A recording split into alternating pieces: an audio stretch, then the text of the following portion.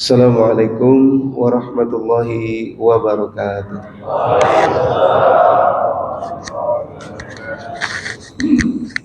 Alhamdulillah, alhamdulillahillazi khalaqas samawati wal ard wa ja'ala adh-dhulumati wan nur thumma allazina kafaru bi rabbihim ya'dilun. Huwallazi khalaqakum min tin thumma qada ajal wa ajalun musamman 'indahu thumma antum tamtarun. Wa huwa Allah fis samawati wa fil ard ya'lamu sirrakum wa jahrakum wa ya'lamu ma taksibun. Assalatu wassalam ala al-mab'utsir rahmatan lil alamin asyrafal anbiya'i wal mursalin wa ala alihi wa sahbihi ajma'in. Amma ba'd. Ma'asyiral muslimin wal muslimat rahimakumullah, Bapak Ibu yang dirahmati Allah, jamaah salat subuh. Alhamdulillah, segala puji bagi Allah, kita masih hidup pagi hari ini, dan lebih-lebih lagi kita masih hidup dalam taat insyaallah kepada Allah Subhanahu wa taala. Semoga ketaatan itu tetap terjaga dalam diri kita, lebih-lebih lagi bertambah insyaallah sampai saat kita wafat nanti. Insyaallah adalah saat yang paling taat kita kepada Allah Subhanahu wa taala adalah saat wafat kita insyaallah. Salawat dan salam mari senantiasa kita sampaikan, curahkan kepada junjungan kita, kedua hasanah kita, yakni Nabi kita Muhammad sallallahu alaihi wasallam. Demikian pula kepada seluruh keluarga dan sahabat beliau. Semoga kita terus istiqomah belajar, mengamalkan dan mendakwahkan nilai-nilai yang beliau sallallahu alaihi wasallam telah ajarkan bagi kehidupan kita di atas dunia ini. Ma'asyiral muslimin wal muslimat rahimakumullah, Bapak Ibu yang dirahmati Allah. Bahasan kita insyaallah pada subuh hari ini mentadabburi Al-Quran untuk mengupas atau memahami konsep yang sering kita dengar dari dulu, yaitu baiti jannati atau rumahku surgaku. Nanti di pertengahan juga insyaallah saya mohon izin menyampaikan sedikit mengenai tadi rencana umroh tadi itu ya, bagaimana isinya. Bapak Ibu yang dirahmati Allah, saya langsung aja supaya waktu kita efektif insyaallah. Pagi ini insyaallah kita tidak akan membahas dari mana kata-kata baiti jannati itu, karena nanti akan terjadi perbedaan pendapat yang kontroversial. Ada yang mengatakan itu hadis, ada yang mengatakan itu hanya semacam mahfuzat saja. Mahfuzat itu adalah peribahasa. Apa peribahasa lagi? Ada satu lagi itu? Pepatah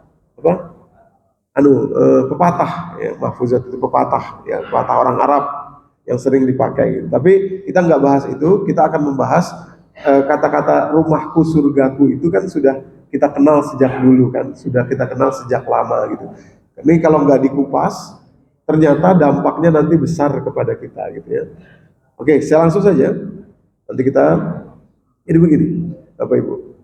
Apa yang dimaksud sesungguhnya baiti jannati itu, rumahku surgaku itu, sehingga nanti tertanam di kepala kita itu maksudnya gimana sih gitu ya, baik secara sadar maupun tidak sadar. Yang pertama, kalau baiti jannati, rumahku surgaku itu dipahami sebagai rumah kita yang di dunia ini harus menjadi surga gitu ya, atau kudu menjadi surga gitu, rumah yang di dunia ini gitu ya. Maka ini nanti akan bertentangan dengan Al-Quran. Gitu. Lebih-lebih lagi nanti kalau dipahami seperti ini, dampaknya besar kepada kekecewaan hidup kita. Maksud saya begini, saya langsung to the point aja. Kalau rumahku surgaku itu rumah yang di dunia ini kita harus jadiin surga, gitu ya. Di rumah itu apa sih gitu ya? Sebentar, sebelum masuk itu. Rumah itu apa sih, definisi rumah itu? Tentu bukan bangunannya ya. Kalau dalam bahasa Inggris ada bedanya antara house dan home. House itu bangunannya, home itu orang di dalamnya gitu ya. Nah, rumah yang dimaksud tentu orang yang di dalamnya. Nah, ada 4 rumah kita tuh, kita punya rumah tuh 4. Maksudnya 4 ini isinya 4 ya. Maka itu nanti baiti itu dimaksudkan ke situ. Yang pertama, dari 4 ini ada 3 yang nggak bisa dinego, ada 1 yang bisa dinego. Yang 3 itu apa? Yang pertama orang tua. Orang tua nggak bisa dinego itu. Allah kasih begitu ya udah, itu orang tua. Ada 3 yang nggak bisa dinego ya. Yang kedua, saudara, adik, kakak, nggak bisa dinego. Dan itu juga rumah buat kita, gitu ya. Yang ketiga, anak, juga nggak bisa dinego. Dan yang keempat, ini bisa dinego. Maksud saya dinego itu bisa diputuskan, bisa dibatalkan, yaitu pasangan hidup. Kalau bapak-bapak berarti istri, kalau ibu-ibu berarti suami. 4 ya. Yang pertama orang tua, yang kedua saudara, yang ketiga anak, dan yang keempat adalah pasangan hidup. Baiti jannati, rumahku surgaku. Oke. Nah, kalau dipahami dengan konsep yang ini, dan terus terang selama ini saya memahaminya dengan konsep yang ini, bahwa rumah kita di dunia itu harus menjadi surga, maka kita akan berhadapan dengan kekecewaan. Kenapa begitu? Contoh surat Al-Waqiah. Kalimat Allah mendescribe, menjelaskan tentang penghuni surga. La yasma'una fiha laghwa wa la ta'sima illa qilan salama salama. Para penghuni surga nanti tidak akan berbicara yang ism, diambil dari kata ism, ya tidak akan berbicara yang berisi dosa, kecuali perkataannya salama salama salama, sesuai dengan tuntunan Allah. Salim diambil dari kata Islam, yang artinya menyerahkan diri kepada Allah. Salama salama selamat. Nah, kalau pakai konsep ini, terus ada seseorang misalkan mendengar istrinya nih, atau mendapati istrinya sehari-hari cerewet aja. Sehari-hari itu kalau suaminya belum selesai ngomong, istrinya langsung potong. Enggak, maksudnya gini, anunya gitu, anunya gini, anunya gitu. Bisa-bisa dia kecewa. Wah, ini enggak baiti jannati. Ini enggak sesuai konsep Quran. Nanti misalkan begitu ya. Kecewa dia punya istri seperti itu. Gitu. Dia. Demikian pula surat An-Naba sama, la yasma'una fiha lagwa wa la kizaba jazaa'an min rabbika ata'an hisaba. Tidak akan didengar di surga itu perkataan yang dusta. Kalau kemudian kita mendengar orang tua kita, misalkan orang tua kita kan rata-rata sudah sepuh semua nih kan. Orang tua tuh kadang-kadang masih ada bicara yang dusta. Oh enggak kok, ini kok, itu kok. Enggak baiti jannati jadi. Kalau kita masih di konsep yang pertama ini, maka kemungkinan besar kita akan kecewa, sedih, marah, dan lain sebagainya. Itu. Kecewa, sedih, marah. Dan tentu saja tidak ada yang mulus rumah tangga, perjalanan rumah tangga itu. Gitu ya. Di poin kedua, tidak mungkin rumah tangga itu berjalan dengan mulus saja, tidak mungkin, pasti ada cobaan, pasti ada fitnah. Nanti kita buka ayat. Dan yang ketiga, yang paling parah adalah kemungkinan kita membanding-bandingkan dengan rumah tangga yang lain. Seorang ibu, seorang istri misalkan ngomong sama suaminya, "Bapak ke masjid lah, yang rajin ke masjid," misalkan gitu ya. Tuh lihat Pak Anu, tuh lihat suaminya Bu itu, tuh lihat anunya, tuh lihat ini, tuh lihat itu, tuh lihat anu, membandingkan. Atau anak, kita membandingkan juga. Kamu nih nggak kayak anak itu, nggak kayak anak ini. Atau kita membandingkan dengan diri kita sendiri. Dulu ya, ayah di usia kamu sudah bisa begini, sudah bisa begitu, sudah anu, sudah ini, sudah itu. Membandingkan. Hadirin yang dirahmati Allah. Kenapa? Secara tidak sadar konsepnya baiti jannati itu rumah yang di dunia ini harus jadi surga. Atau begini, yang kedua, dan ini lebih cocok dengan konsep Al-Quran. Nanti kita akan buka nih Bapak Ibu ya. Biar nih sekarang saya karena banyak ada beberapa kali di audionya dipotong terus di booster gitu. Makanya saya sekarang kalau ngomongnya agak-agak ini deh, agak-agak biar keren gitu di boosternya nanti nih, dipotong. Nah, ini cocok nih dipotong di booster nih ya. Gini Bapak Ibu, di Al-Quran itu Tidak ada Allah tampilkan rumah tangga yang ideal. Tidak ada. Hatta rumah tangga Nabi Muhammad SAW sendiri yang Allah tampilkan adalah tidak idealnya. Quran surat ke-66 ayat pertama itu. Surat At-Tahrim itu. Kalimat Allah auzubillahi minasyaitonirrajim, ya ayuhan nabi lima tuharrimu ma ahallallahu laka tabtaghi mardhata azwajik. Wahai nabi, kenapa kamu mengharamkan apa yang sudah Allah halalkan kepadamu untuk mencari keridhaan istrimu? Tabtaghi mardhata azwajik. Gitu. Jadi nggak ada yang ideal. Belum lagi nanti kita buka beberapa rumah tangga yang akan jadi contoh bagi kita pagi hari ini. Hadirin yang dirahmati. Nah, justru ternyata keadaan atau kondisi rumah kita yang sekarang di dunia ini bisa menjadi modal untuk kita dapat surga nanti di akhirat. Jadi maksud baiti jannati yang kedua ini yang lebih cocok dengan Al-Quran adalah rumah kita, bagaimanapun yang Allah berikan kepada kita dari 4 hal tadi itu bisa menjadi modal untuk kita dapat membeli rumah di surga nanti. Baiti jannati maksudnya. Baiti rumah kita sekarang modal untuk menjadikan surga nanti di akhirat. Baiti jannati. Sehingga dengan demikian Bapak Ibu yang dirahmati Allah, kita bisa puas dengan kehidupan kita. Walaupun kita punya suami yang tidak ideal, ibu-ibu misalkan. Walaupun kita punya istri yang tidak ideal, bapak-bapak. Walaupun kita punya anak yang tidak ideal. Walaupun kita punya saudara yang tidak ideal. Walaupun kita punya orang tua yang tidak ideal. Kita bisa puas, bahagia. Dan akhirnya kita bisa dapat surga. Baiti jannah. Nah, jadi begini Pak. Kenapa ini penting? Kenapa ini harus dikupas gitu ya? Kenapa kita harus belajar untuk segera bisa puas terhadap kondisi kehidupan kita sekarang, walaupun 4 hal tadi itu di dalam hidup kita ini tidak ideal. Jadi begini, ini ada penelitian di Harvard Medical School.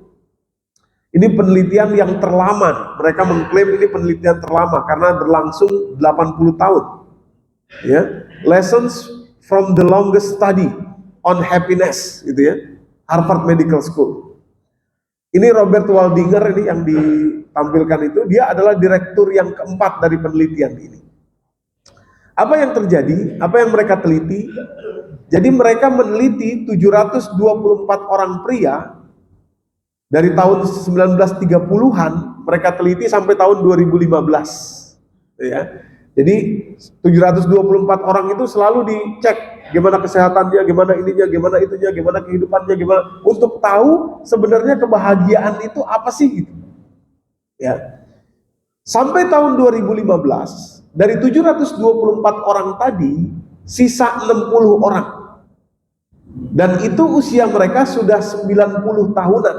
90 tahun usia mereka di tahun 2015.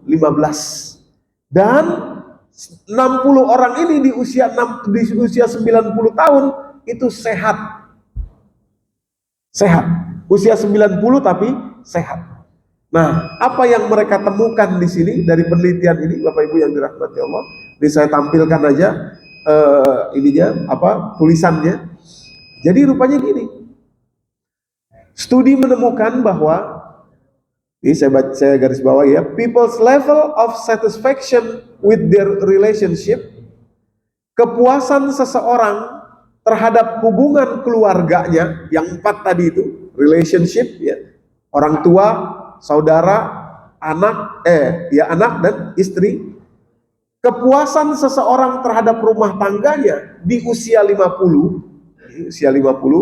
Kenapa kok usianya 50? Ya ini dari penelitian mereka aja. Di usia 50, kalau orang puas terhadap apa yang dia miliki, terhadap rumah yang dia miliki tadi itu adalah prediktor yang lebih baik, artinya bisa memprediksi orang ini akan sehat sampai usia 80-90 dibandingkan dengan level kolesterolnya. Maksudnya begini Pak. Maksudnya gini.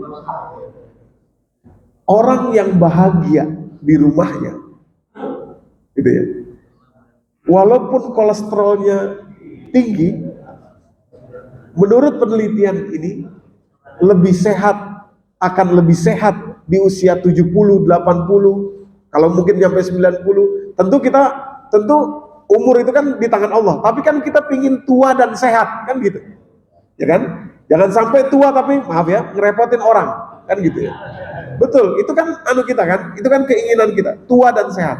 Menurut penelitian ini, orang yang bahagia hidupnya, puas dia dengan hubungan yang dia lakukan, maksudnya 4 hal tadi itu, puas memiliki orang tua yang itu, puas memiliki saudara-saudara yang Allah titipkan itu, puas dia merasa memiliki anak yang Allah titipkan ini, puas dia merasa memiliki pasangan hidup, istri atau suami bagi ibu-ibu yang sudah Allah titipkan ini lebih sehat walaupun kolesterolnya tinggi.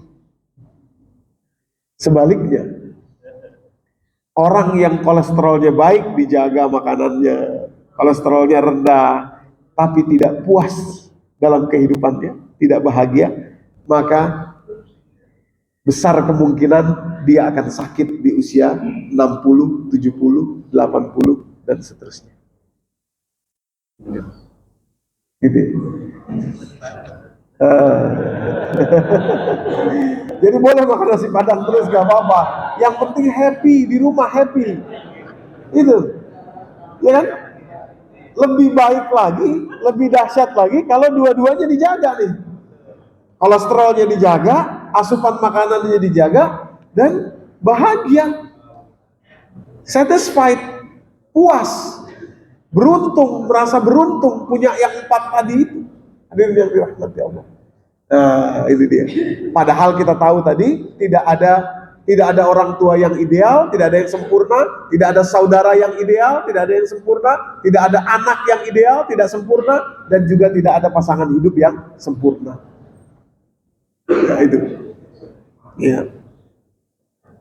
Jadi Harvard's longest study ini, ya, studi terlama di Harvard itu punya studi banyak, tapi yang paling lama dilakukan adalah studi ini, menunjukkan bahwa kesehatan di hidup seseorang itu amat bergantung pada kebahagiaan, kepuasan hidupnya terhadap rumah tangganya, rumahnya. Hadirin dan dirahmati Allah. Oke, di jurnal penelitiannya, tapi nggak perlu kita masuk terlalu dalam ke situ, kita sudah tangkap poinnya saja. Nah, maksud saya ingin menyampaikan, inilah yang diceritakan Al-Quran kepada kita. Itu. Coba kita renungi ini sekarang, Pak. Kok Al-Quran menampilkan rumah tangga yang tidak ideal? Dan bagaimana cara meresponnya, itu yang penting. Ya, tadi saya katakan ada 4 ya. Kita mulai dulu dari saudara. Ada 4, saya ulangi ya, 4 nih. Orang tua, saudara, anak, dan pasangan hidup. Oke, kita mulai dulu dari saudara. Tidak lain dan tidak bukan, ini ahsanal qasas, kata Allah, ini kisah terbaik di dalam Al-Quran. Al-Quran memuat banyak kisah. Kisah terbaik adalah surat ke-12, surat Yusuf. Nah, apa yang dipelajari di situ? Masya Allah. Kita mulai dari ayat ke-4 dan ke-5. Nabi Yusuf kecil bilang kepada bapaknya begini, auzubillahi minasyaitonirrajim. Iz qala Yusuf li abihi ya abati inni ra'aitu ahada asyara kaukaban wasyamsa wal qamara ra'aituhum li sajidin. Kata beliau, wahai bapakku sayang, bapaknya adalah Nabi Yakub ya. Di sini kita akan, di rumah tangga ini kita akan melihat 2, saudara yang tidak ideal dan anak yang tidak ideal. Gimana cara menyikapinya? Kan begitu. Apa kata Nabi Yusuf? Bapakku sayang, aku melihat 11 bintang, bulan dan matahari sujud kepadaku. Apa jawaban bapaknya, yakni Nabi Yakub pada ayat ke-5? Qala ya bunayya la taqsus ru'yaka ala ikhwatika fayakidu laka kaida inna syaitana lil insani aduwwun mubin. Anakku sayang, jangan kamu ceritakan mimpimu ini kepada abang-abangmu, nanti mereka akan membunuh kamu. Membunuh kamu. Sesungguhnya setan itu musuh yang nyata bagi orang-orang yang beriman, bagi manusia. Hadirin yang dirahmati Allah, coba kita berhenti sebentar merenungi. Nabi Yakub itu, beliau nabi. Nabi Yakub seorang nabi yang merupakan anak dari seorang nabi, yakni Nabi Ishak, yang merupakan cucu dari seorang nabi, yakni Nabi Ibrahim. Beliaunya nabi, bapaknya beliau nabi, kakeknya beliau nabi. Keluarga nabi, tahu-tahu punya anak seorang pembunuh. Di mana idealnya? Nabi Yusuf lebih dahsyat lagi. Beliaunya nabi, bapaknya nabi, kakeknya nabi, buyutnya nabi. Beliau punya saudara, abang, seorang pembunuh, membunuh beliau. Gitu. Jadi nanti pesan langsungnya kepada kita adalah begini. Insya Allah, adik atau kakak kita, saudara-saudara kita itu, yang mungkin sudah tahunan kita nggak ngomong sama mereka karena tersinggung suatu dan lain hal, ketahuilah Bapak Ibu, mereka tidak sejahat saudara-saudara Yusuf. Itu nggak sejahat saudara-saudara Nabi Yusuf. Kalau saudara-saudara Nabi Yusuf ini membunuh, mana dalilnya membunuh itu? Ayat 8 dan 9-nya. Dan kalimat Allah nih mengatakan. Maka kita bisa mengerti di situ bahwa ini pembunuh ini mereka. Ya. Kalimatnya begini, ayat 8 itu mereka rapat. Ya, 10 orang itu rapat, abang-abangnya Yusuf itu. Iz qalu la Yusufu wa akhuhu ahabbu ilayya abina. Mereka bilang Yusuf dan saudaranya yakni Bunyamin lebih dicintai oleh bapak kita daripada kita. Wa nahnu usbah, padahal kita lebih layak untuk dicintai oleh bapak kita daripada Yusuf. Inna abana lafi dhalalim mubin, mereka bilang sesungguhnya bapak kita sungguh sudah sesat nih, sudah ngaco nih bapak kita nih. Kata mereka begitu ya. Perhatikan pada ayat berikutnya, itu ada kalimat fi'il amr itu di antara mereka berkata, uqtulu Yusuf. Kita bunuh aja Yusuf. Jadi memang pembunuh, uqtulu Yusuf, dan mereka tahunya Yusuf itu udah mereka bunuh. Mereka tahunya Yusuf sudah mati. Mereka bunuh. Cuman qadarullah Yusufnya tidak wafat. Uqtulu Yusuf awitrahuhu ardan, atau kemudian kalau tidak dibunuh jauhin aja, buang dia di bumi yang jauh supaya perhatian bapak kita dapat kepada kita semua. Jadi ini pembunuh dan dia anak nabi, cucu nabi, cicit nabi. Di rumah tangga seorang nabi tidak ideal, hadirin yang dirahmati. Itu ya. Jadi kalau kita nggak ngomong sama saudara kita udah sekian bulan, udah sekian tahun, sama adik, sama kakak, gara-gara kesinggung satu ucapan dan lain sebagainya, Masya Allah, nggak layak. Nggak layak. Kenapa? Karena respon Nabi Yusuf, respon Nabi Yusuf kepada abang-abangnya inilah sebetulnya contoh kita yang akan membawa kita nanti ke surga, baiti jannati. Bagaimana Yusuf merespon abang-abangnya yang sudah membunuh beliau itu? Ayat 91 dan 92-nya di surat Yusuf. Surat Yusuf ini memang luar biasa sekali, Pak. Jumlah total ayatnya itu 111. Tadi disebut 11 bintang sujud kepada beliau. 11 itu adalah saudaranya, 11 gitu ya. Tambah beliau satu yang di depan itu. Nah, ini kalimatnya nanti pada ayat 91 itu. Jadi kita bisa menyaksikan, dan beberapa ulama yang mengkaji tentang hal itu mengatakan itu perlambang dari Yusuf dan saudaranya. 11 saudara, Yusuf satu di depan. Kalimatnya begini, pada ayat ke-91, setelah waktu berjalan, Yusuf jadi orang penting, jadi menteri, kemudian jadi orang yang berkuasa. Abang-abangnya awalnya nggak tahu bahwa itu Yusuf, tapi setelah mereka tahu, mereka mengatakan, qalu Allah, demi Allah kata mereka, laqad atharakallahu alaina. Sungguh Allah telah melebihkan kamu daripada kami. Laqad atharakallahu alaina. Nah, kemudian mereka bilang, wa in kunna la khatiin, sungguh kami dulu adalah orang yang bersalah karena kami melakukan perbuatan keji kepada kamu. Apa yang direspon oleh Nabi Yusuf, dan inilah yang harus kita pegang. Cuma ini yang harus kita pegang. Jadi orang bingung, gimana ya Ustadz, adik saya kurang ajar banget, dia itu ngomongnya kok gitu sama saya. Padahal saya ini kan kakaknya, saya ini kan pengganti orang tua. Kok dia berani-berani ngomong begitu sama saya, sakit hati saya. Ada lagi sebaliknya, adiknya begitu kepada kakaknya. Kakak saya itu mentang-mentang begini, begitu dan lain sebagainya. Gimana caranya? Ternyata yang harus kita lakukan cuma satu. Apa kata Yusuf? Dan ini dicontohkan Allah dari Nabi Yusuf. Qala, Nabi Yusuf berkata, la tathriba alaikumul yaum. Kata Nabi Yusuf, abang-abangku sayang, mulai hari ini dan seterusnya kalian tidak akan pernah, saya bersumpah kalian tidak akan pernah mendengar dari mulut saya ini cacian, celaan, cercaan, tidak akan ada ungkit-ungkitan, tidak akan pernah saya bicara tentang apa yang pernah kalian lakukan kepada saya. Tutup buku, case close. Gitu. Jadi cuma itu pilihan kita. Kenapa? Karena saudara itu adalah yang tidak bisa dinego tadi itu. Allah berikan kepada kita tanpa kita milih. Itu hadiah Allah sepenuhnya untuk kita. Itulah saudara kita. Satu rahim dengan kita. Kalau diputuskan, nanti ini kalau diputuskan ini, tali rahim ini, Quran surat kedua ayat 28 gitu ya. Coba kita buka, mungkin Mas Bayu boleh kita bacakan. Surat Al-Baqarah ayat 28. Termasuk kita orang-orang yang fasik. Orang yang fasik dan membuat kerusakan di muka bumi itu. Ya. Silakan. Ayat 27 Pak, maaf bukan 28, 27 ya. Allazina yanquduna ahdallahi min Surat Al-Baqarah ayat 27.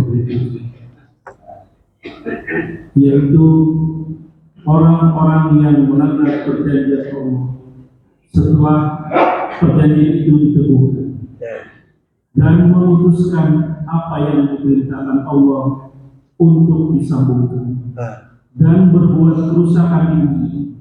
Mereka itulah orang-orang yang rugi. Nah, itu dia.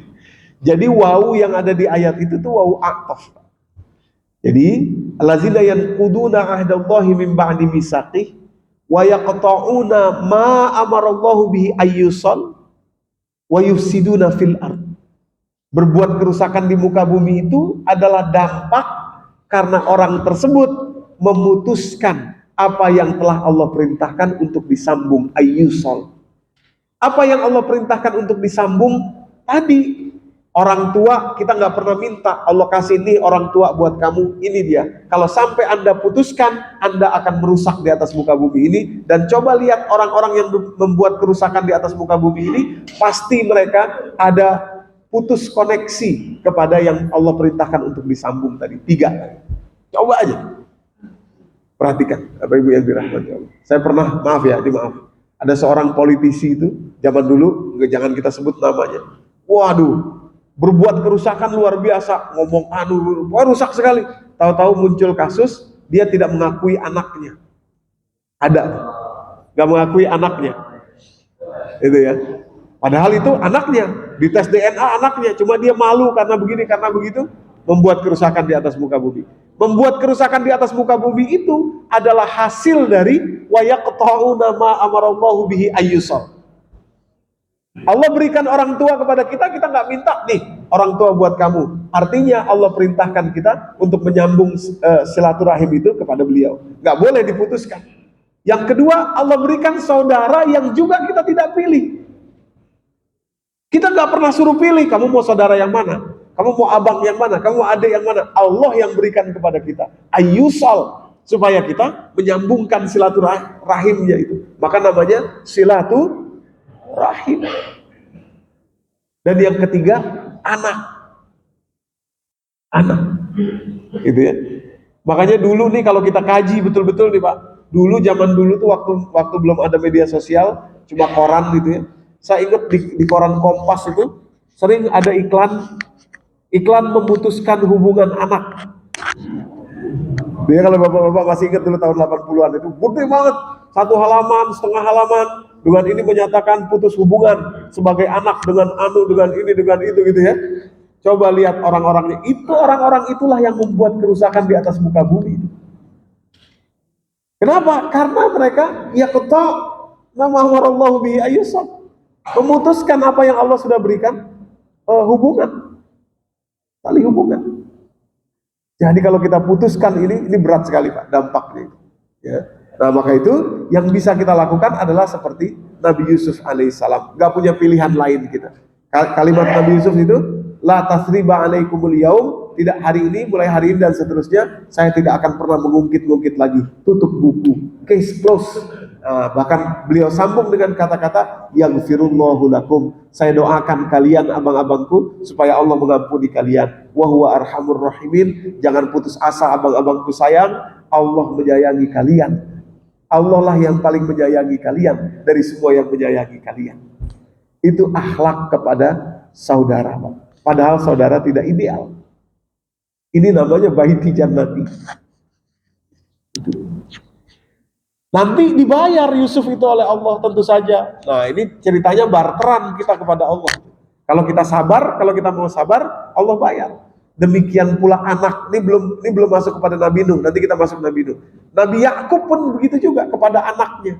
Hadirin yang dirahmati Allah. Anak kita mungkin tidak ideal. Nah, khusus anak, nanti apa yang harus kita lakukan? Saya sambung aja langsung kepada anak ya. Anak. Nabi Yakub sudah, anak Nabi Yakub berhasil berhasil bertobat. Sekarang Nabi Nuh, anaknya begitu juga.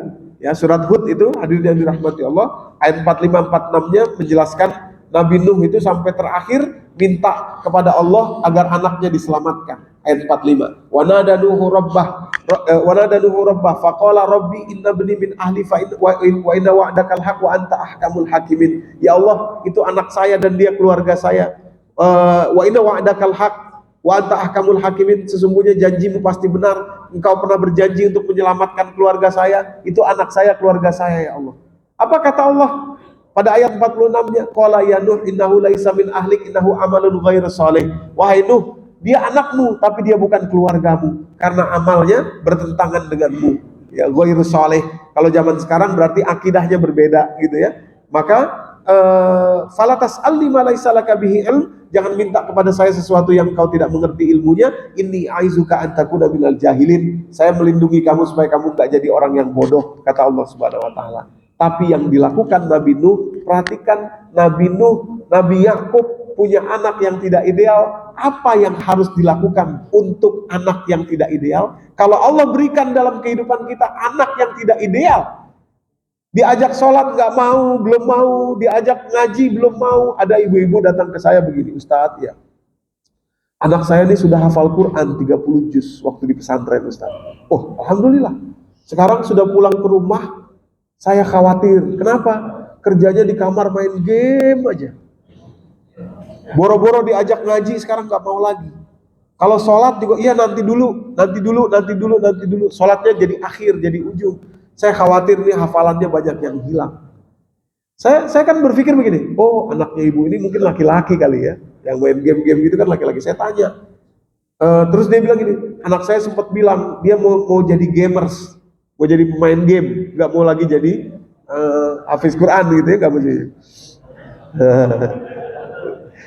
Terus saya tanya gini, Bu, anak ibu laki-laki? Enggak, anak saya perempuan Ustaz. Nah, apa yang harus dilakukan? Ini si ibu ini cerita dengan penuh emosi. Aduh, gimana ya Ustaz, anak saya ini saya khawatir banget, begini-begitu. Apa yang harus dilakukan dalam posisi seperti itu? Kalau tadi kepada saudara ya, sekarang kepada anak. Apa yang harus kita lakukan kalau Allah titipkan anak yang tidak ideal kepada kita? Hadirin yang dirahmati Allah, ini luar biasa. Menurut saya ini luar biasa ya. Harusnya dibuat seminar nasional gitu ya. Ternyata cuma satu yang harus dilakukan, cuma satu, Pak. Dan kesalahan kita sebagai orang tua selama ini adalah karena kita tidak melakukan metode Al-Quran ini. Apa yang dilakukan oleh Nabi Nuh, punya anak yang tidak ideal? Apa yang dilakukan oleh Nabi Yakub, punya anak yang tidak ideal? Nabi Nuh, tadi 45-46, sekarang naik 42 di surat yang sama.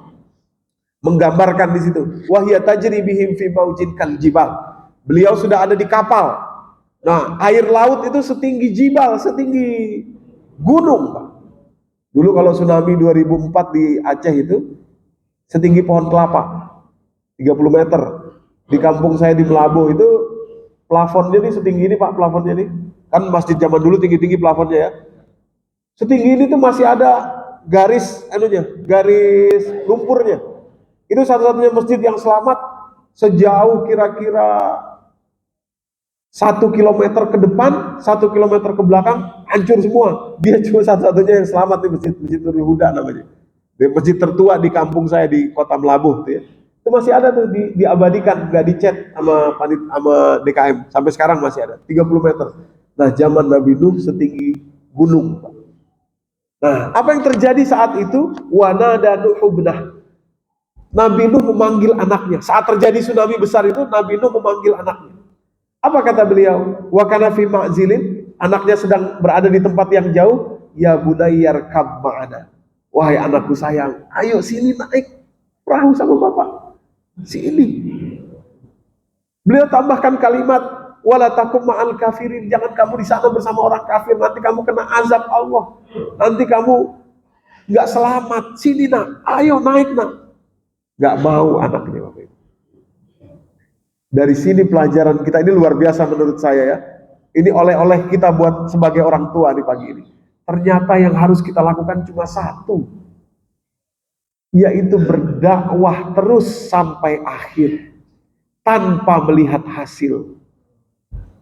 Kalau kita sudah terjebak melihat hasil, disitulah kita kecewa, disitulah kita marah, disitulah kita sedih. Kekecewaan, kemarahan, kesedihan kita tadi karena melihat hasil membuat kita tidak lagi bisa berdakwah dengan baik kepada anak-anak kita. Kamu dibilangin, capek mama bilangin kamu, berbusa, berbuih mulut mama bilangin kamu. Itu kalau sudah begitu udah capek. Udah susah. Yang Allah ajarkan apa? Dakwahin terus saja. Sekarang dakwahi, belum bisa, besok dakwahi, dakwah. Sampai kapan? Sampai mati, selesai.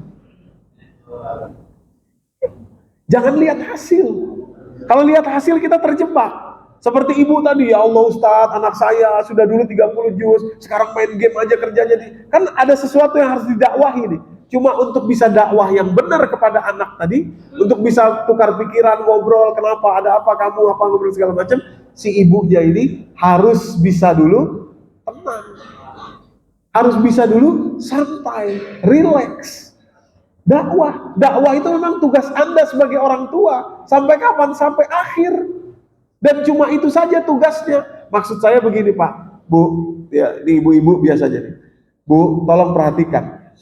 Nabi Nuh tidak berhasil mengajak anaknya berdakwah. Tapi Allah banggakan Nabi Nuh di dalam Al-Quran. Surat 71 Allah dedikasikan untuk Nuh. Inna arsalna Nuhan ila qaumihi an anzir qaumaka min qabli ayatihum azabun alim, dan seterusnya. Namanya surat Nuh. Padahal beliau nggak berhasil ngajak anaknya.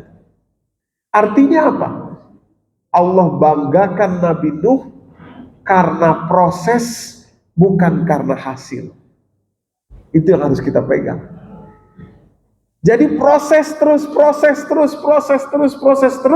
untuk bisa berproses terus dengan tenang, dengan bahagia, dengan rileks dan santai. Jangan sekali-kali melihat hasil. Jangan. Bahaya kalau sudah lihat hasil. Bayangkan Nabi Nuh, kalau beliau melihat hasil, anaknya yang tidak mau diajak, dari kecil sampai dewasa, sampai dalam sudah kondisi yang berbahaya, nggak mau diajak. Kalau beliau lihat hasil, alah udah biarin aja. Anak durhaka, diajak nggak mau, dianu didakwahi nggak bisa, dibilangin nggak ngerti, dianu nggak ini. Tapi beliau tidak melihat hasil. Itu. Betul Pak ya? Ibu-ibu ya? Apa? Umumnya begitu kita. Kita kejebak sama hasil. Dan itu yang membuat kita jadi kecewa, marah, sedih. Tenang aja. Yang penting Anda dakwah. Anda dititipi anak itu nih, ini buat booster lagi anak nih ya. Harus ditata dulu nih. Bapak Ibu yang dirahmati Allah, ketahuilah Anda dititipi anak oleh Allah untuk Anda dakwahi, menjadi partner buat Anda untuk masuk surga, bukan untuk Anda lihat hasilnya sekarang. Yang penting Anda berdakwah kepada anak sebagaimana Nabi Nuh, jangan terjebak pada hasilnya. Gitu.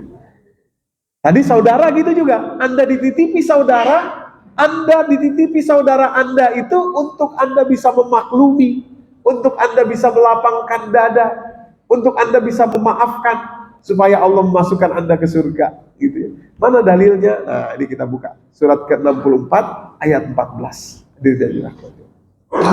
Ini menurut saya, ini ayat gacoan ini ya.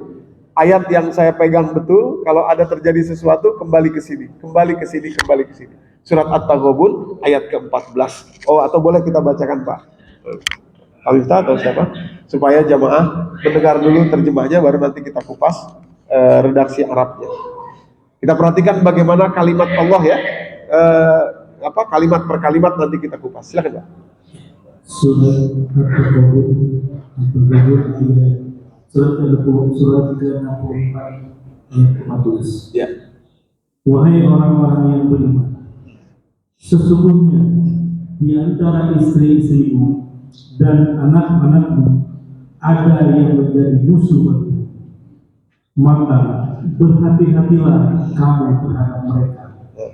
Dan jika kamu memaafkan dan kamu santuni serta ampuni mereka, maka sungguh Allah Maha Pengampun, Maha Penyayang. Masya Allah, terima kasih Pak. Coba Pak, Bapak Ibu, kita teliti ya. Ini ayat nih, tadi saya katakan ini ayat gacoan. Buat saya ini ayat gacoan. Kenapa? Karena di situ tuh Allah ngajak barter sama kita. Kalimatnya begini, ya ayyuhallazina amanu, wahai orang beriman, inna min azwajikum wa auladikum aduwwan lakum. Sesungguhnya di antara istri kalian dan anak-anak kalian ada yang akan menjadi musuh bagi kalian. Aduwwan lakum. Apa maksud musuh? Setiap kali kata musuh itu selalu dikaitkan dengan syaitan. Inna syaitana lil insani aduwwum mubin tadi ya. Sifat syaitoniyah itu adalah mengajak kita ke neraka. Jadi yang dimaksud musuh di antara istri atau kepada ibu-ibu berarti suami, demikian pula anak-anak kita ada yang berpotensi untuk membawa kita masuk ke dalam neraka. Itu artinya musuh. Apa yang harus kita lakukan? Fahzarhum, hati-hatilah kalian. Hati-hatilah kalian terhadap sebuah situasi emosional istri misalkan, emosional suami misalkan. Kalau Anda tidak berhati-hati, itu bisa membawa Anda ke neraka. Anda marah, naik pitam dan lain sebagainya. Sering terjadi kita dengar ya, orang membunuh istrinya, membunuh anaknya. Begitu dia masuk ditangkap polisi, begitu diwawancari dia bilang nggak tahu saya, gelap mata saya. Tiba-tiba aja itu semua terjadi, sudah terjadi. Nah, hadirin dan dirahmati Allah. Aduwan lakum. Demikian pula anak. Anak itu harus kita dakwahi, harus kita ingetin. Awas yang dimaksud musuh nanti beda ya. Jadi bukan berarti udah biarin aja. Nanti dia jadi masuk neraka itu anak kalau tidak diingetin. Begitu dia masuk neraka, nanti dia bilang di neraka, kamu kenapa masuk neraka? Kamu kenapa melakukan maksiat ini, maksiat itu? Kata anak ini begini, bapak saya nggak pernah ngajarin. Bapak saya nggak pernah ngasih tahu. Akhirnya bapaknya diseret masuk neraka. Aduwwan lakum. Fahzarhum, hati-hati. Apa yang kemudian bisa kita lakukan? Ada 3 hal Bapak Ibu. Ada 3 hal yang Allah ajak barter dengan itu. Yang pertama, wa in ta'fu, diambil dari kata afwan yang artinya maafkan. Kalau kamu berhasil memaafkan, kalau kamu bisa memaafkan. Yang kedua, wa tasfahu, melapangkan dada, ya. Melapangkan dadamu, artinya jangan marah-marah, jangan maki-maki, gitu ya. Jangan mengancam-ngancam. Ya. Wa tasfahu wa taghfiru, dan kamu mengampuni mereka. Ta'fu, maafkan, tasfahu, lapangkan dada terhadap kesalahan itu, ya, terhadap kekurangan itu, ketidakidealan itu, dan ampuni kesalahannya tadi itu. Kata Allah begini, kalau kamu bisa melakukan ketiga hal itu, kata Allah begini, fa innallaha ghafurur rahim. Kalau kamu bisa melakukan ketiga hal tadi, ketahuilah saya pun adalah pemaaf dan penyayang. Saya pun adalah pengampun dan penyayang. Maksudnya, Doni, kamu kan butuh maaf saya kan? Kamu kan butuh ampunan dari saya kan? Karena kamu bukan hamba yang baik kan? Banyak dosamu kan? Banyak kesalahanmu kan? Siapa kamu nih? Emang kamu bisa masuk surga dengan amalmu apa? Kata Allah begitu. Kamu butuh maaf saya. Caranya tuker, barter. Dengan apa? Maafkan, lapangkan dada, ampuni kesalahan anak, istri, keluarga kita. Tentu saja yang sebatas ditentukan oleh syariat. Hadirin yang dirahmati Allah. Jadi kalau anak itu Belum bisa dibilangin, dakwahi terus sampai mati Pak. Sampai kita yang mati atau dia yang mati. Kan gitu. Bener nggak? Iya. Nabi Nuh, anaknya duluan yang wafat, yang mati kan? Sampai detik itu, ya itulah dakwah Nabi Nuh. Dibanggakan Allah, walaupun tidak berhasil. Atau kita duluan yang wafat. Yang penting kita sudah selesai mendakwahi. Hanya itu tugas kita. Hanya itu. Hanya itu tugas kita. Dari rahmat Allah. Oke ya? Jadi, kalau kamu bisa memaafkan, kalau kamu bisa melapangkan dada, dan kamu bisa mengampuni, 3 hal ini harus ada semuanya. Ya, harus ada semuanya. Nah, maka Allah katakan, Allah juga Maha Pengampun dan Maha Penyayang. Kamu kan butuh ampunan dan kasih sayang Allah kan dalam hidupmu ini. Nah, caranya itu tuker, barter. Baiti jannati, baiti jannati. Rumah di dunia ini jadi barter untuk rumah di surga. Oke ya, sudah anak, saudara, sudah. Ya. Sekarang bagian yang terpenting nih.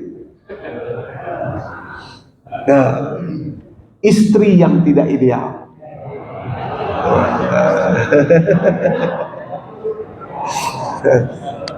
Ya, tenang ibu-ibu, nanti kebagian. Suami yang tidak ideal kebagian habis ini juga ya. Ayatnya berurut itu ya. Istri yang tidak ideal. Bagaimana cara kita menyikapi ini? Istri yang tidak ideal. Baiti jannati kan, istri sekarang. Surat 66, surat At-Tahrim ayat ke-10. Kalimat Allah begini luar biasa ya. Daraballahu masalan lillazina kafaru imra'atan Nuh wa imra'atan Lut. Allah jadikan perumpamaan, penjelasan bagi kita semua mengenai istri yang tidak ideal. Allah bahkan mengatakan kafir, padahal mereka tidak kafir secara akidah ya, tapi mereka berkhianat kepada kedua suaminya, kepada suami masing-masing, yaitu istri Nuh dan istri Lut. Ini saya cepat langsung, saya ingin katakan bapak-bapak, kalau istri Anda di rumah itu cerewet, ada istrinya yang cerewet?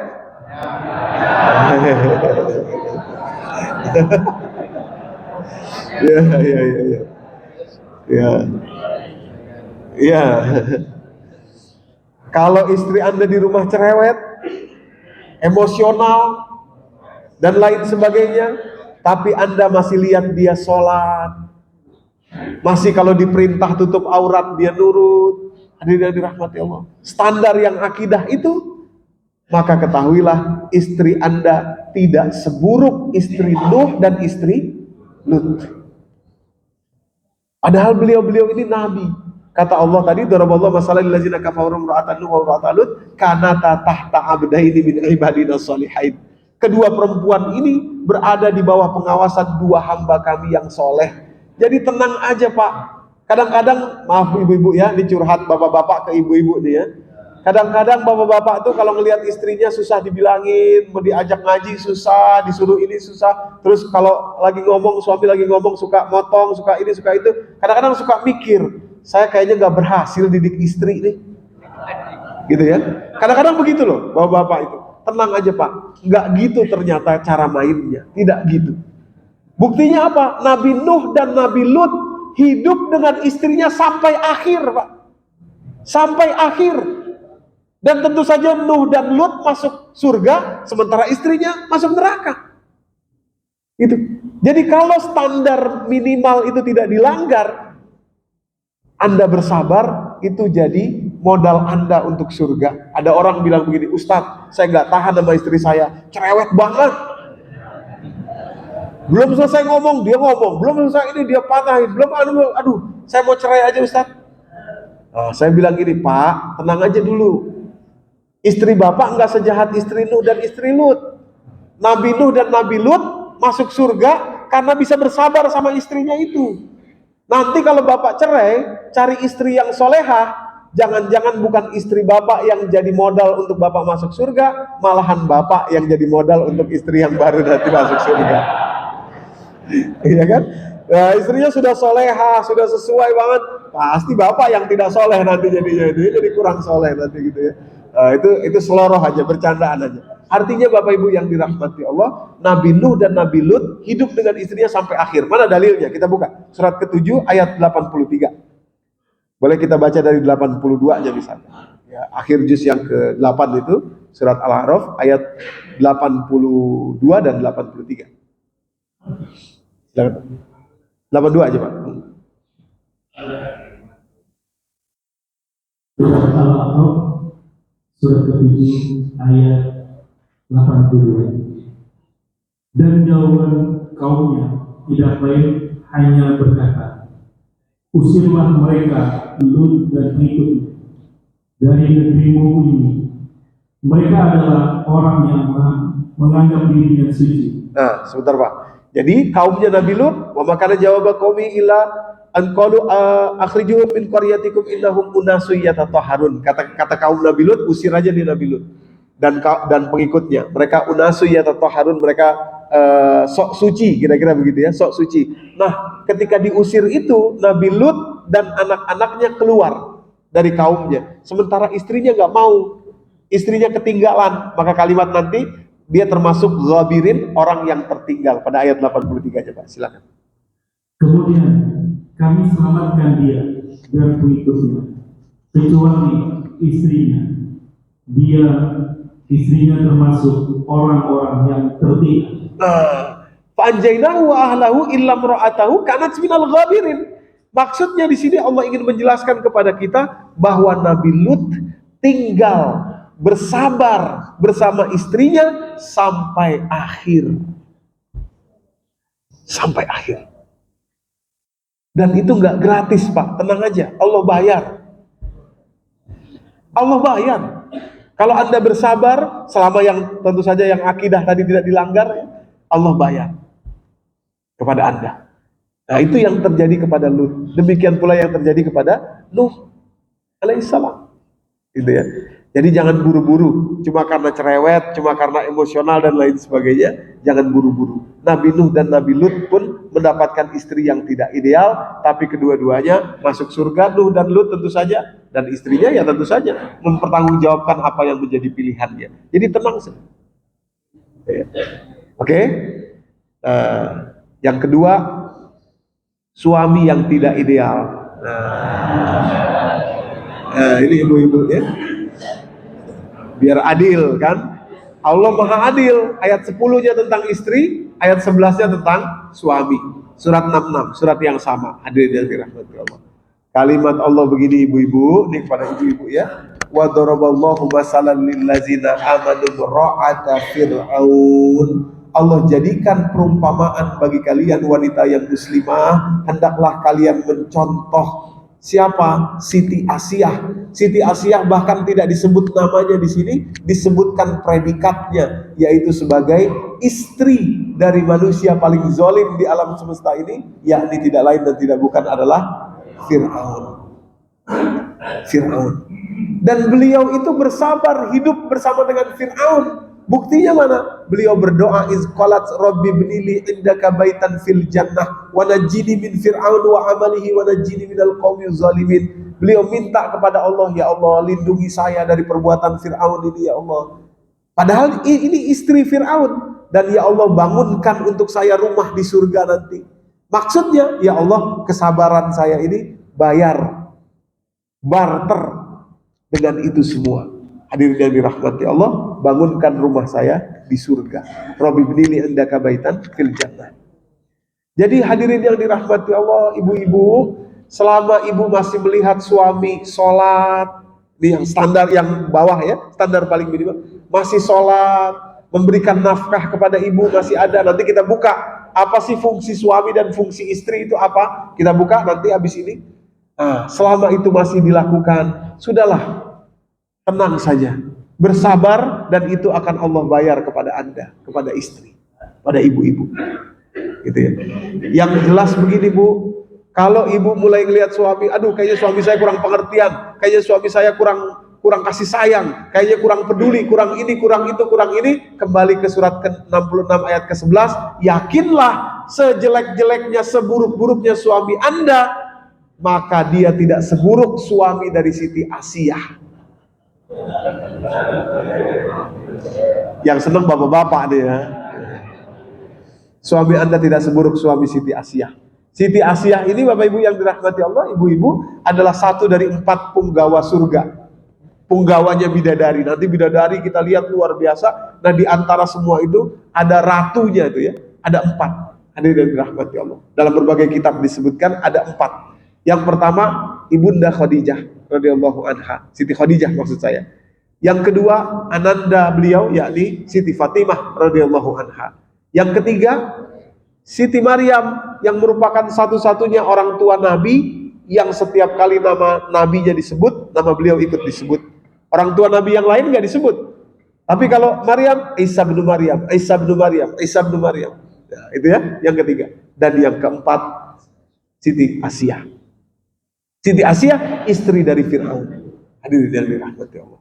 Jadi suami Anda, Bu, tidak seburuk Fir'aun. Suami Anda tidak sejahat Fir'aun. Apapun kekurangannya, kalau masih ada di batas yang minimal tadi, bersabarlah. Gitu ya, bersabarlah. Jadi Bapak Ibu yang dirahmati Allah, ya. Kenapa saya mengatakan bersabar? Ini dalilnya, kita buka sekarang. Kalau tadi surat 64 ayat 14 ya, gacoan. Nah, sekarang gacoan yang kedua ini. Surat ke-25, surat Al-Furqan ayat ke-20.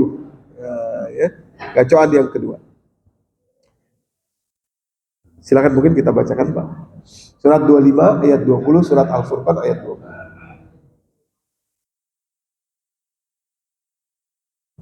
Surat ke-25 Al-Furqan ayat ke-20. Dan kami tidak mengutus rasul-rasul sebelummu Muhammad, melainkan mereka pasti memakan makanan dan berjalan di pasar-pasar. Dan kami jadikan sebagian kamu sebagai cobaan bagi sebagian yang lain. Maukah kamu bersabar? Dan Tuhan Maha melihat. Nah, ini barter lagi nih, ayat barter juga, Pak. Jadi diawali dari kalimat wa ma arsalna qablaka minal mursalin, tidaklah kami utus nabi sebelum rasul sebelum engkau kecuali illa innahum la ya'kuluna ta'am, makan makanan juga seperti manusia yang lainnya, wa yamshuna fil aswaq, berjalan di pasar-pasar. Artinya nabi pun manusia juga, apalagi yang bukan nabi. Tadi suami, ibu-ibu, istri kita, bapak-bapak, anak-anak kita, manusia biasa. Nah, maka kata Allah Subhanahu wa taala, wa ja'alna ba'dakum li ba'din fitnatan. Kami jadikan sebagian kalian sebagai fitnah, ujian, cobaan bagi sebagian yang lain. Ada orang tua yang jadi ujian buat anaknya, ada anak yang jadi ujian buat orang tuanya, ada suami yang jadi ujian buat istrinya, ada istri yang jadi ujian buat suaminya, dan banyak saudara yang menjadi ujian buat saudaranya. Banyak. Hadirin yang dirahmati Allah. Kata Allah, untuk apa semua itu Allah jadikan ujian? Cuma satu aja. Atasbirun, apa kamu mampu atau mau bersabar atas semua itu? Atasbirun, cuma itu aja. Apa kamu mau bersabar? Memang nggak ideal, orang tua nggak ideal, saudara nggak ideal, anak nggak ideal, istri nggak ideal. Tujuannya cuma satu, atasbirun, apa kamu mau bersabar? Kenapa kamu harus bersabar? Kalimat Allah ajak barter di ujungnya itu. Apa yang Allah katakan? Wa kana, masya Allah. Wa kana rabbuka basira. Ketahuilah, Tuhanmu selalu, always, setiap saat melihat kamu, melihat kesabaranmu itu, melihat apakah kamu bisa bersabar atau tidak. Ini bukan cuma lihat-lihat doang, ada bayarannya maksudnya tuh, Pak. Hadirin yang dirahmati Allah. Wa kana rabbuka basira. Jadi barter ke Allah, barter. Maka tadi Siti Asiyah doa kepada Allah, Rabbi binili indaka baitan fil jannah. Ya Allah, bangunkan untuk saya rumah di surga nanti. Dengan apa? Dengan kesabaran saya menghadapi suami saya ini. Halo? Itu ya Bapak Ibu ya. Jadi mau dapat rumah di surga apa enggak deh? Caranya adalah atasbirun. Atasbirun, enggak gratis, tenang aja, ada bayarannya, semua Allah bayar. Jangankan Allah ya, di dunia ini aja kalau kita masuk toilet ya, tulisannya gratis toilet gitu ya. Di rest area, di mana-mana toilet gratis, tapi tetap aja ada yang nungguin. gitu ya. Kalau kita nggak kasih mukanya cemberut, gitu ya. Artinya apa? Semua bayar, semua tuh bayar. Nah, demikian tentu saja Allah Subhanahu Wa Taala tidak akan melewatkan begitu saja pengorbanan kita, karena Allah yang minta atas birun. Apa kamu bisa sabar atau enggak? Hadirin yang dirahmati Allah. Oke, anak sudah, saudara sudah, istri sudah, suami sudah. Nanti ujungnya kita buka apa saja kriteria bawah. Kan tadi yang bisa dinego satu ya, istri dan suami. Atau gini dulu deh, sebelum ke orang tua, nanti yang terakhir orang tua. Sekarang kita buka dulu, apa sih bottom line atau sejauh mana suami dan istri tadi itu kan nego ya. Maksud saya nego itu bisa dibatalkan ya, kalau terjadi hal yang memang keluar dari batas ya. Sekarang kita buka sedikit saja, ini sedikit saja, tidak banyak. Peran suami itu apa, peran istri itu apa. Yang pertama, apa sih peran suami tadi, ibu-ibu, sejauh mana bisa bersabar gitu kan. Yo, sabar sih bisa Ustadz, tapi sejauh mana tapinya itu ya. Yang pertama, tentu saja surat keempat ayat 34 ya, surat An-Nisa ayat 34. Mungkin ini saya bacakan langsung aja untuk bisa membuka kalimat per kalimatnya. Kalimatnya begini, ar-rijalu qawwamuna 'alan nisa. Coba perhatikan sebentar kata-katanya nisa di situ ya. Nisa itu menunjukkan perempuan lebih dari satu. Ya. Nggak ada Bang Ucok nih ya. Nisa perempuan lebih dari satu. Kalau satu orang mar'ah namanya, mar'atun. Kalau disebut istri maka pasti zaujah. Tapi disebut nisa, ar-rijalu qawwamuna 'alan nisa. Para mufassir menjelaskan yang dimaksud di sini laki-laki adalah qawwam, adalah pelindung, pengayom bagi wanita-wanita di dalam hidupnya. Yaitu ada 4 wanita dalam hidupnya, laki-laki. Hadirin yang dirahmati Allah. Ya, ada 4 ya. Ya.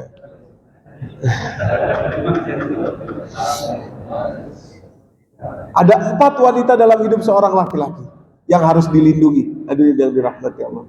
Yang pertama, ibunya. Gak ada Bang Ucok nih, kalau ada Bang Ucok, wah kirain. Yang pertama, ibunya. Yang kedua, saudara perempuannya. Apalagi kalau saudara perempuan itu sudah tidak memiliki suami. Menjadi tanggungan, qawwamuna 'alan nisa. Maka kalimatnya nisa, bukan zaujatun, bukan mar'atun gitu ya. Yang ketiga tentu saja anak perempuannya. Dan yang keempat tentu saja istrinya. Dari 4 perempuan dalam hidupnya tadi yang harus dia ayomi, yang harus dia lindungi menjadi qawwam tadi itu, yang mana yang menjadi prioritas? Akad pernikahan, hadirin yang dirahmati Allah, itu membawa prioritas jiwa yang diberikan akad pernikahan tadi itu. Saya terima nikahnya Fulanah bin Fulan itu, yang kita lakukan, yang bapak-bapak lakukan itu yang membuat kriteria yang istri tadi dan anak tentu saja menjadi prioritas yang utama. Jadi salah seseorang kalau bilang begini, ini ibu saya, uang pokoknya saya kasih semua sama ibu saya, udah kamu istri gak usah, gak gitu konsepnya. Akad pernikahan itu misakon ghalizo, adalah perjanjian yang paling tinggi di atas muka bumi ini. Dengan akad pernikahan itu, prioritas yang tadi ibu bergeser menjadi istri.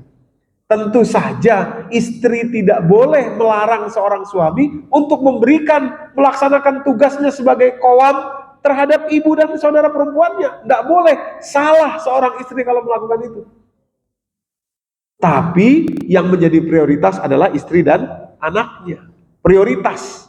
Maksud saya begini, kalau dalam kondisi keuangan misalkan 10 juta 1 bulan.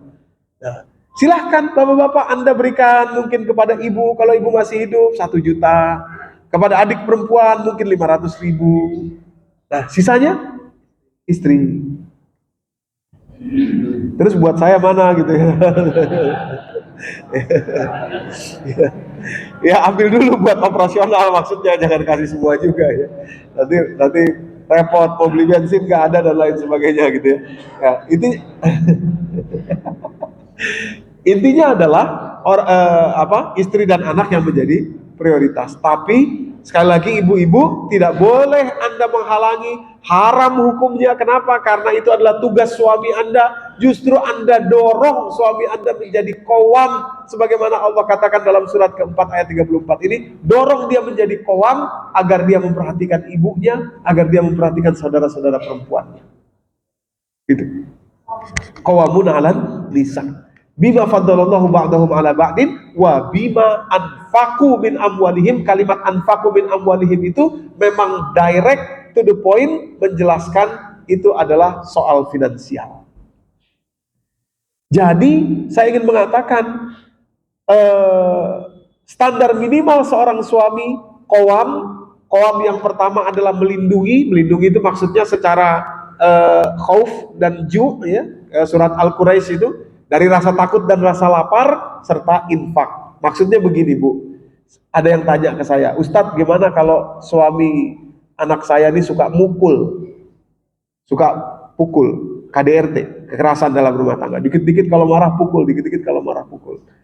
Ini sebetulnya sudah melanggar hal yang paling dasar, yakni menjadi qawwam. Loh, tapi kalimatnya nanti ada Ustadz di bawahnya, ya, walati takhafuna nusyuzahunna fa'izuhunna wahjuruhunna fil madaji wadribuhun. Nah, kalimat itu, hadirin yang dirahmati Allah, bukan pukul sebagaimana yang dimaksud KDRT itu, bukan. Apabila kalian takut nusyuz seorang perempuan, nusyuz itu sederhananya gini, Pak, Bapak Ibu, ya. Nusyuz itu sederhananya, maaf ya, berhubungan intim dengan laki-laki lain. Itu nusyuz. Sederhananya begitu. Tapi kan sebelum itu terjadi ada yang menggoda, ada ini, ada itu. Nah, itu termasuk ke dalam nusyuz juga. Nah, kalau kalian takut istri kalian akan nusyuz, maka yang pertama, berikan dia peringatan. Fa'izuhunna, berikan mau'izah, berikan pelajaran. Kalau sudah tidak mempan, wahjuruhunna fil madaji, hijrahkan, pisahkan dalam tempat tidurnya, artinya pisah ranjang. Kalau tidak bisa juga dan masih ingin bersama dengan istri itu, atau pukul. Nah, pukul ini para ahli fikih mengatakan tidak boleh memukul dengan tangan, tapi memukul dengan sesuatu yang lain, dan memukul di tempat yang tidak menyakiti, tidak berbekas, dan pukul sedikit, sangat sedikit, sebagai pukulan simbolis. Simbolisme. Hadirin yang dirahmati Allah. Jadi bukan marah, kamu marah nih kok, surat Quran boleh saya pukul, itu tidak qawwam. Hadirin yang dirahmati Allah. Tidak boleh. Tidak boleh. Maka saya agak berbeda kalau ditanyakan seperti itu. Suaminya memukul, saya bilang ini potensi untuk tidak bisa diperbaiki. Tapi silahkan, kalau ibu mau perbaiki, mau ini, coba silahkan. Kalau tidak bisa, tidak ada masalah. Kalau perempuan ini tidak bisa hidup dengan suaminya itu, artinya minta perceraian. Karena itu termasuk dari dasar yang paling minimal, maksud saya. Ya.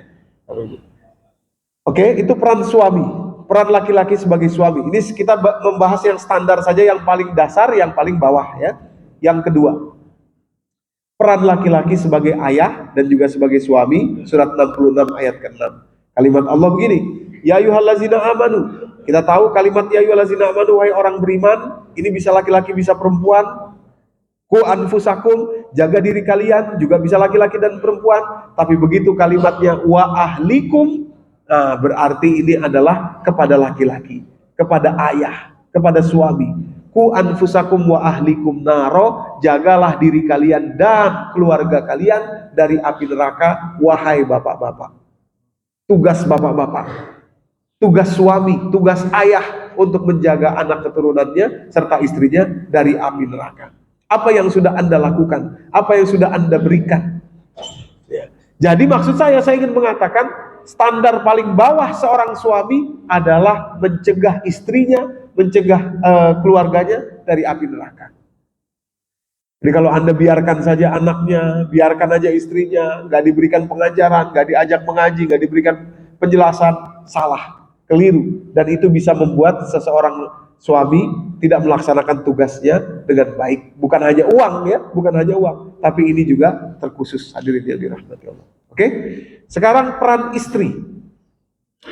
Apa peran seorang wanita itu, baik sebagai istri maupun sebagai ibu dalam rumahnya? Tolong perhatikan baik-baik, Bapak Ibu yang dirahmati Allah, wabil khusus ibu-ibu.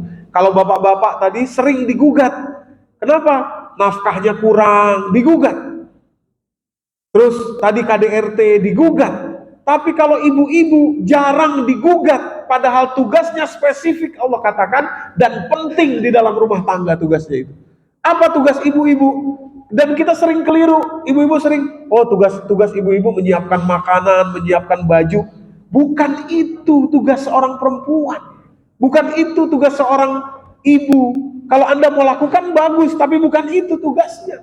Kalau Anda bisa punya uang bayar khadimat, bayar apa istilahnya itu? ART, biar aja ART yang melakukan. Bukan itu. Apa tugas perempuan yang paling esensial dalam rumah tangganya? Perhatikan kalimat Allah ini. Ini sering kita dengar, tapi jarang dikupas. Ya, nanti jam berapa nanti di rumahnya Pak Parifinal nih? Kita kupas nih kalimat ini, hadirin dan dirahmati Allah. Anaknya akan menikah ya. Jadi kalimatnya begini. Kita sering dengar nih dalam resepsi-resepsi, wa min ayatihi an khalaqalakum min anfusikum azwajan litaskunu ilaiha. Perhatikan, litaskunu ilaiha, baru kemudian ada wau, wa ja'ala bainakum mawaddah warahmah. Jadi sakinah, mawaddah dan rahmah itu nggak bisa digabung, nggak bisa. Mawaddah, cinta itu dihasilkan oleh kedua belah pihak. Demikian pula kasih sayang, mawad bainakum wa ja'ala bainakum, suami istri, bainakum mawaddah warahmah, cinta dan kasih sayang. Tapi sakinah litaskunu ilaiha, domirnya muannas. Litaskunu ilaiha, perempuan yang punya tugas sakinah itu perempuan di dalam rumahnya. Untuk lebih kuatnya lagi kita buka surat ke-7 189. Sama kalimatnya. Mungkin ini saya bacakan langsung, kita kupas dari bahasa Arabnya. Huwallazi khalaqakum min nafsin wahidah. Dialah yang menjadikan kalian dari jiwa yang satu.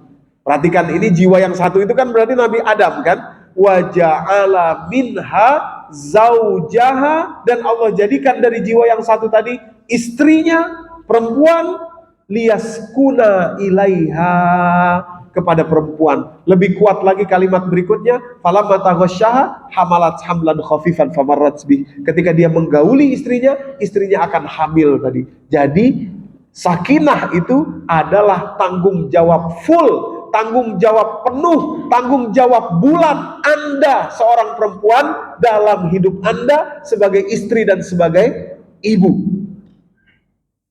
Sakinah membuat ketenangan di rumah Anda. Itu.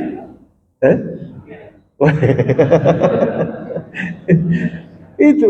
Jadi kalau seorang suami dituntut karena infaknya tidak cukup, seorang laki-laki digugat ketika dia emosi KDRT, harusnya Anda perempuan siap-siap dituntut kalau Anda tidak bisa membuat rumah Anda sakinah.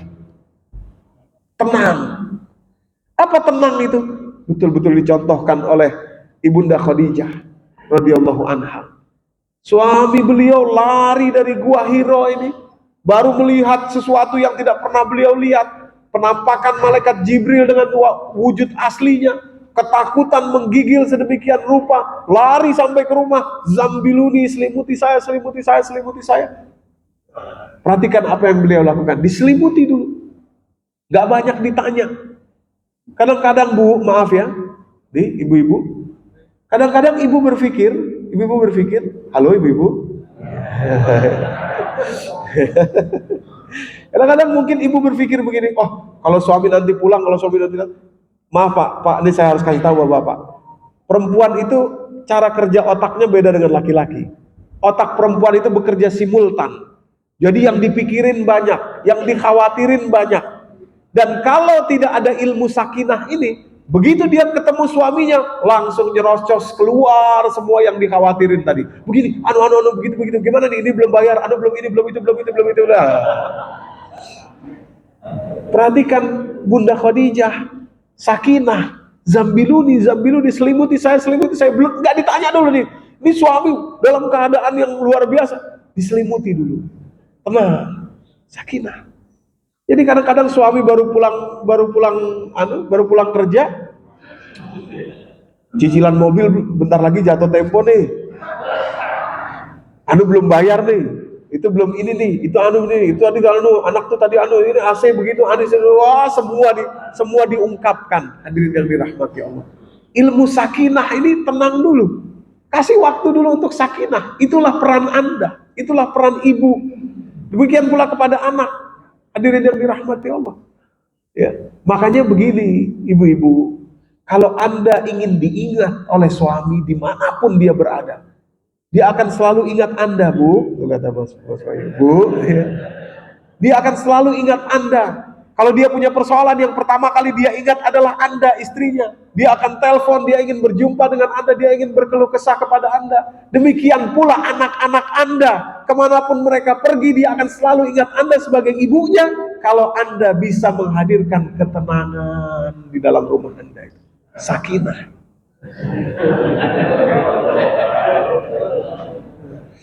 Bapak-bapak bilang, betul.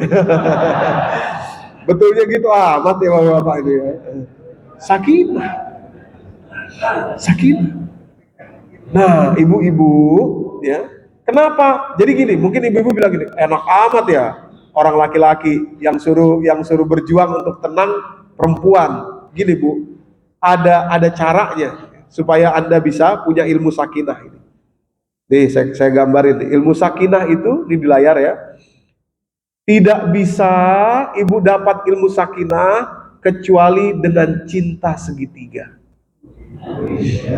Nah, ini pelajarilah cinta segitiga ini, Bu. Ini yang bisa membuat ibu menjadi punya ilmu sakinah. Ya, apa cinta segitiga itu? Di sini ada Anda, ibu, ya. Anda di sini satu. Di sini ada suami atau anak atau ya suami atau anak ya, ibu-ibu. Nah, cinta segitiga di atas Allah. Nih, kalau nggak gini nggak bisa, ibu-ibu. Dan mohon perhatian Bu, ya.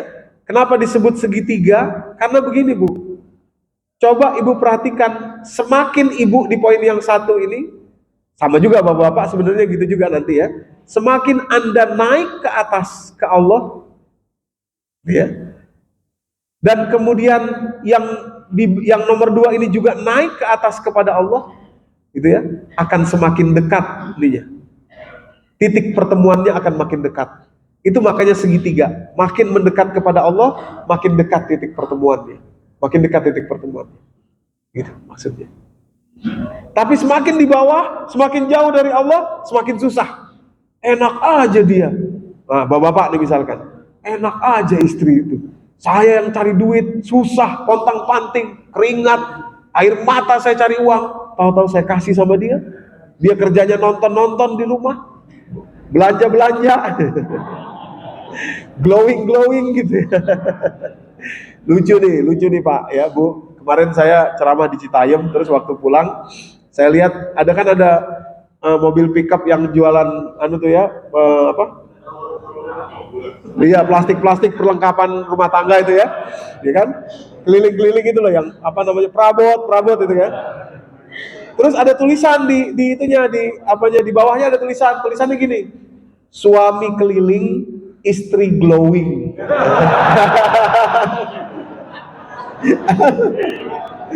Ya, itu ya. Ya. Suami keliling, istri glowing gitu ya. Sambil bercanda saya mikir gini, sambil jalan saya mikir gini. Ini kalau suaminya yang nulis berarti kesel. Tapi coba bayangkan kalau yang nulis tuh istrinya. Sana berangkat keliling supaya saya bisa glowing, kira-kira begitu ya. Nah, jadi kan kesel kita, cari uang capek, cari ini susah payah, tahu-tahu kasih istri buat belanja, buat glowing, buat ini, buat itu. Kata istri begini tadi, ya sama aja dong. Saya nih mikirin ini, mikirin itu, mikirin anu, mikirin ini, mikirin itu. Tahu-tahu saya yang harus bikin sakinah di rumah. Saya yang harus tenang di rumah, harus tampil dalam keadaan tenang supaya suami dan anak tenang. Enak aja. Kedua-dua hal ini tidak bisa dilakukan kalau tidak cintanya segitiga kepada Allah. Anda memberikan nafkah kepada istri Anda sedang menjalankan perintah Allah. Naik kepada Allah. Anda ibu-ibu sedang menjalankan tugas Anda sakinah tadi itu, menghadirkan sakinah di rumah Anda, kepada suami, kepada anak-anak Anda sedang menjalankan perintah Allah, meningkat tinggi derajat Anda di sisi Allah. Gitu. Jadi pengorbanan ini nggak ada yang sia-sia, nggak ada yang gratis, semua dibayar oleh Allah Subhanahu Wa Taala. Bagaimana Ustadz, suami saya nih, misalkan ibu-ibu curhat, sudah saya pewa, tampilkan sakinah supaya enak, supaya ini, tapi orangnya begini. Ingat tadi Fir'aun. Ingat tadi Fir'aun. Gimana Ustadz, bapak-bapak misalkan curhat, saya pokoknya sudah, saya lakukan semuanya. Saya adalah suami yang memberikan nafkah, saya juga sabar, saya juga memberikan pelajaran agama, saya juga mencontohkan, saya sudah melakukan semuanya, tapi istri saya masih begitu juga. Pak, contoh Nabi Nuh dan Nabi Lut alaihissalam. Kembalinya ke situ, baiti jannati ini. Diri yang dirahmati Allah. Oke, baik, kita cepat ya. Oh, udah jam 7 ya. Nah, terakhir Pak. Tadi anak sudah, saudara sudah, apalagi yang sudah tadi? Istri sudah, suami sudah. Nah, sekarang orang tua. Siapa contohnya? Nabi Musa alaihissalam. Nabi Musa itu Pak adalah anak angkat dari Fir'aun. Bayangkan ya, ini untuk anak-anak, kita semua adalah anak ya. Kepada bapak angkat saja, kepada orang tua angkat saja, ada akhlak, ada attitude yang harus Anda jaga. Contohnya Nabi Musa dan Fir'aun. Apalagi itu orang tua kandung Anda, bapak kandung, ibu kandung, ya, atau ibu yang dinikahi oleh bapak Anda, misalkan ibu sambung misalkan gitu ya, dinikahi dengan akad pernikahan itu artinya ibu Anda juga. Hadirin yang dirahmati Allah. Apa yang Allah perintahkan kepada Nabi Musa ketika berangkat berdakwah kepada Fir'aun? Hadirin yang dirahmati Allah, surat Toha ayat 43 dan 44. Kalimat Allah, izhaba ila fir'auna innahu tagha. Berangkat kalian berdua, wahai Harun dan Musa, kepada Fir'aun, innahu tagha. Sungguh Fir'aun itu sudah melampaui batas. Tapi perhatikan kalimat Allah pada ayat 44-nya, faqula lahu qaulan layyinan. Tapi kalian, kamu Musa, wabil khusus ini para mufasir menjelaskan, kamu Musa harus berkata-kata dengan lemah lembut kepada Fir'aun. Kenapa? Para mufasir mengatakan karena Musa adalah anak angkat Fir'aun, makan di rumah Fir'aun dia, tumbuh besar di rumah Fir'aun dari kecil sampai dewasa. Nabi Musa itu walaupun sekedar bapak angkat, dan bapak angkat yang sangat durjana sifatnya, karakternya, hadirin yang dirahmati Allah, layak beliau mendapatkan qaulan layyinan. Maksud saya, Nabi Musa layak memberikan qaulan layyinan kepada bapak angkatnya. Apalagi kita, bapak kandung, ibu kandung. Qaulan layyinan, jaga aja itu, jaga aja qaulan layyinannya. Tapi Ustadz, mangkel saya dalam hati menghadapi sikap orang tua saya. Gak apa-apa, asal jangan dikeluarin mangkelnya. Asal jangan terlafazkan mangkelnya, asal jangan ada gestur mangkelnya, gak apa-apa. Yang penting qaulan layyinan. Nabi Musa pasti mangkel dong, kesel dong sama bapaknya Fir'aun ini. Ya gimana gak kesel? Ini kan yang beliau perangi. Tapi oleh Allah di hadapan Fir'aun, kamu harus berkata-kata qaulan layyinan. Kenapa? Dia bapak angkatmu, bapak angkatmu, apalagi kita. Itu. Jadi seburuk-buruknya bapak kita, seburuk-buruknya ibu kita, insya Allah yakin 100% tidak seburuk Fir'aun. Bukankah beliau layak untuk mendapatkan qaulan layyinan? Perkataan yang lemah lembut dari kita, tutur kata yang baik, sopan santun. Walaupun mungkin kita ajak dakwah nggak mau, kita ajak belajar Islam susah, kita ingetin susah, kita anuin susah, kita bilangin susah, kita ingat. Udahlah, nggak sejahat Fir'aun. Hadirin yang dirahmati Allah. Tugas kita cuma satu, berkata-kata yang baik. Udah, itu aja. Apakah Musa berhasil mengajak bapak angkatnya? Nggak berhasil. Lagi-lagi jangan lihat hasilnya, Pak. Yang penting lihat prosesnya. Bagaimana Anda bertutur kata, bagaimana cara kita. Gitu. Hadirin yang dirahmati Allah, hanya itu yang Allah minta dari kita sebagai anak. Akhlak, attitude. Itu. Kalau itu bisa kita lakukan, insya Allah Allah barter dengan surga. Nah ini makanya semua kembali ke cinta segitiga tadi nih, ya, cinta segitiga tadi. Kalau nggak pakai ini nggak bisa. Hadirin yang dirahmati Allah. Ini rumusnya adalah cinta segitiga. Jadi hari ini mungkin nanti bisa juga nih di apa sobat ukhuwah nanti judulnya cinta segitiga. Ya, booster pelajari cinta segitiga gitu ya. Ya, karena apa? Karena nggak bisa kalau nggak pakai ini. Kalau nggak ke Allah nggak bisa. Maka itu ada mahfuzat tadi saya katakan ya dalam bahasa Arab, faqidu syai la yu'ti. Orang yang nggak punya nggak bisa ngasih. Kalau orang nggak punya uang, dimintain uang, mana bisa dia ngasih uang? Orang dia nggak punya uang. Nah, kalau orang tidak punya kedekatan kepada Allah, kasih sayang dari Allah Subhanahu Wa Taala, mana bisa dia memberikan kepada orang lain?